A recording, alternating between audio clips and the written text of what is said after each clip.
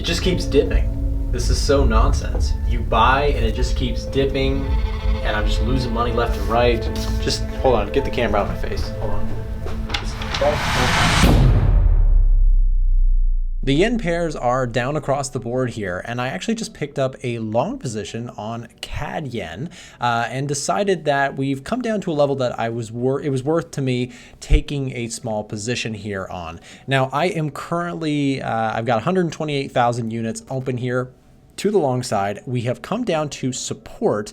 You can see if we look left, we've had a previous level of resistance here. Price has broken through that level and retested it in the past. So I'm looking to see if buyers can hold this zone. Now, in terms of a stop loss placement with this trade, I have put my stop just below the 61.8% retracement. I really would like to see if this thing can rally from here. And if it doesn't, I will just take a stop loss and move on from the trade.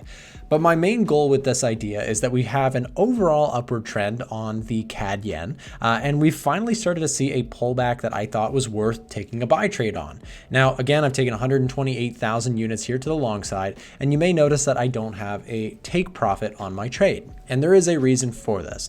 So with my trading style, I actually like to trail stops, which what I mean by that is that you have a stop loss and you can actually move it, right? I could adjust it and, if I wanted to move this thing around, if I wanted to put it lower or put it higher, I can do that. And you probably know that already, but the action of trailing stops is basically like, let's say this thing makes a move higher, right? I have the idea I could lock in some of that trade. I could put it to break even, meaning that if price, let's say rallied and I move stop to break even and things crash back down, I could still get out for break even on the trade.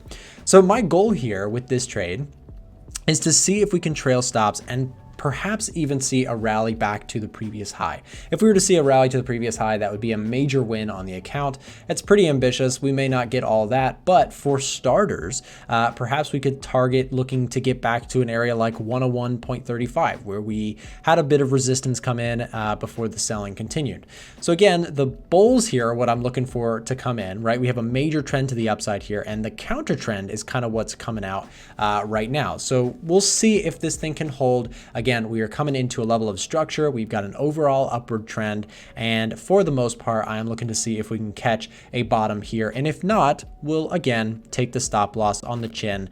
No problem. We'll move on and we'll find other trading setups. But the main point is we're looking for a possibly really good risk to reward trade on some of this yen pullback that we're seeing on CAD/JPY. So with that said, what I'll do is I'll pause the video, give it some time to start moving, and we'll come back soon.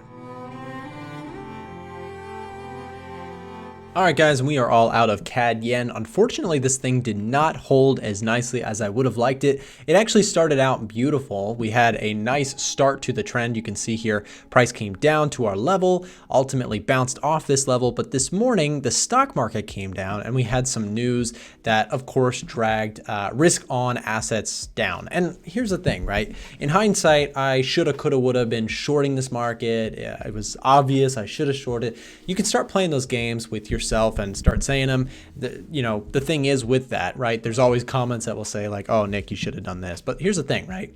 Sometimes news comes along, knocks you out of a trade. And if you take it personal, it can be really difficult. But for me, I've been doing this for a long time, and I understand that taking like an $800 loss for the account size is not going to destroy anything. This is just trading. And sometimes you have a nice move and then news will erase it. And I'm sure a lot of us have been in a similar situation where, news turns the trade around on you and it's a bit frustrating, but in the end of the day, sometimes news will help you, sometimes news will hurt you, and there's no knowing ahead of time what the news is going to be. So for me looking at this, I'm saying, okay, well, in this case, there's just a bit of variance here. Unfortunately, the news did not help me, and it helped to take me out of my trade, which again, is just part of the process. So I don't think I did anything wrong here per se. Technically, we had a nice uptrend. Markets came down to my level that I was looking at, so I went for the buy and started out well. News came in, took me out of the trade, and it's all good. Now we move on, we take the loss, and that's just part of the trading journey. A bit of variance comes along with it. So with that said, thank you very much for watching today's video. If you enjoyed, make sure to hit the thumbs up down below and subscribe to the channel if you haven't already. Thanks for watching. It just keeps dipping. This is so nonsense. You buy and it just keeps dipping and I'm just losing money left and right. Just hold on, get the camera out of my face. Hold on. Don't follow them. Nick, are you okay?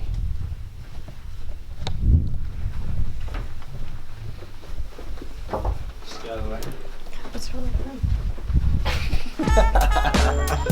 All right, that was good. Are you okay? Can they have Looks like it's time for your next trading video. Check out the videos here and here for more free trading content that should help you in your trading journey. We try and keep it real here, so make sure to subscribe for more content that is down to earth, realistic Forex trading content. See you in the next video.